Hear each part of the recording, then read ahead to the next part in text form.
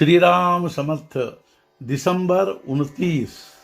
अहम भाव का विसर्जन करके हम सुख दुखातीत रहे। भक्ति का मतलब है संलग्न होना। विषय के लिए हमने परमेश्वर की प्रार्थना आदि की तो वह विषय की भक्ति हुई। परमेश्वर की कैसी होगी?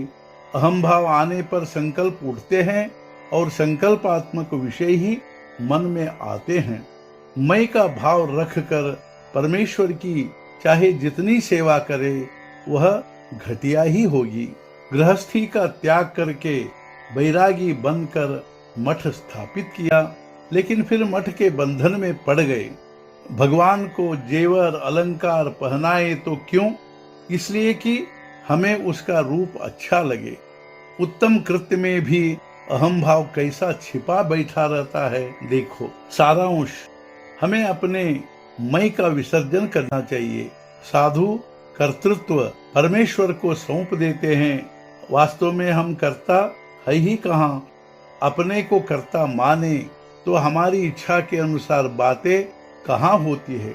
लेकिन आदमी झूठ मूठ का कर्तापन अपनी ओर लेकर सुखी या दुखी होता है। अतः जिसका कर्तापन है वह उसे देकर हम सुख दुखातीत रहे। ये सब ईश्वर का है। यही सार वेद श्रुति कहते हैं।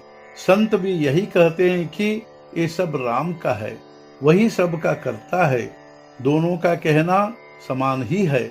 इस प्रकार की भावना दृढ़ करने पर सुख दुख भुगतने नहीं पड़ेंगे।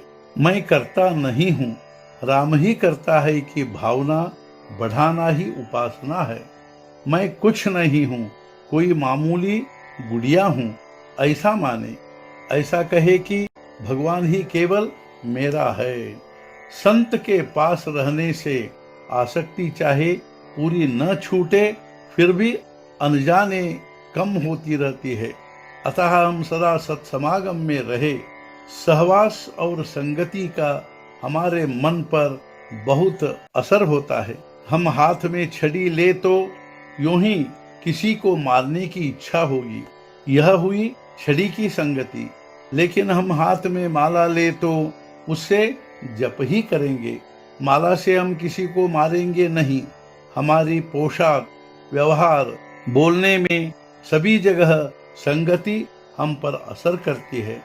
अतः हम सदा संतों का सहवास बनाए रखें। गाय जैसे बछड़े के पीछे आती है, वैसे संत नाम के पीछे आते ही हैं। वे नाम लेने वाले को खोजते आते हैं और उनके पीछे पीछे भगवान तो आएंगे ही, यह बात पक्की है। अस्पताल में गया रोगी जैसे डॉक्टर के अधीन हो जाता है, वैसे ही संत के घर पहुंचने पर हम उनके अधीन हो जाते हैं। अतः हम संत संगति में गए कि हमारा कर्तृत्व समाप्त हो जाता है, ऐसा मानना चाहिए। सत्संगति से साधक का विकास होता है। संतों की पहचान के लिए अनुसंधान के सिवाय और कोई साधन नहीं है। संतों को भक्ति का नशा होता है, वे हमेशा नाम में ही रहते हैं। संत भगवान के सिवाय अन्यत्र कहीं रहते ही नहीं है, इसलिए वे संत बने हैं, अर्थात देवता स्वरूप बन गए हैं। भगवान का नाम सिद्ध कर देना ही संतों का संसार पर बड़ा उपकार है।